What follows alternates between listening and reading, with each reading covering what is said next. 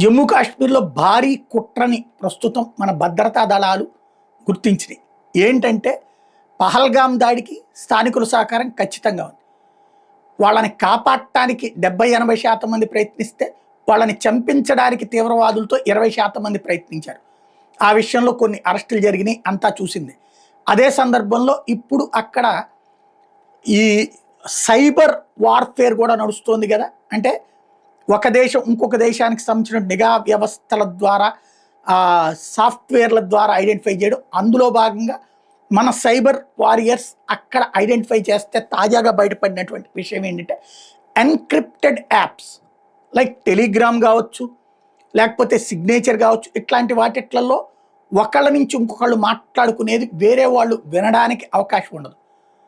అది ఆయా సంస్థల యొక్క సాఫ్ట్వేర్ యొక్క స్పెషాలిటీ.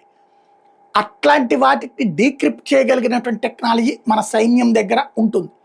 వాళ్ళు ఇప్పుడు అక్కడ చెక్ చేస్తున్నప్పుడు కొంతమంది ప్రత్యేకించి దేశద్రోహ కార్యకలాపాలు, కాశ్మీర్ లాంటి చోట్లను కన్ఫ్యూజ్ చేసే కార్యకలాపాలు, అరాచకం చేసే కార్యకలాపాలు, ఎదుగుతున్న కాశ్మీర్ని, వస్తున్న టూరిస్టుల్ని భయాందోళనకు గురి చేసే కార్యకలాపాలు ఎలా చెయ్యాలన్నటువంటి వాళ్ళు అలాంటి ఎన్క్రిప్టెడ్ యాప్స్ ద్వారా మాట్లాడుకుంటున్నారు కొంతమంది అన్నటువంటి విషయాన్ని ఐడెంటిఫై చేశారు.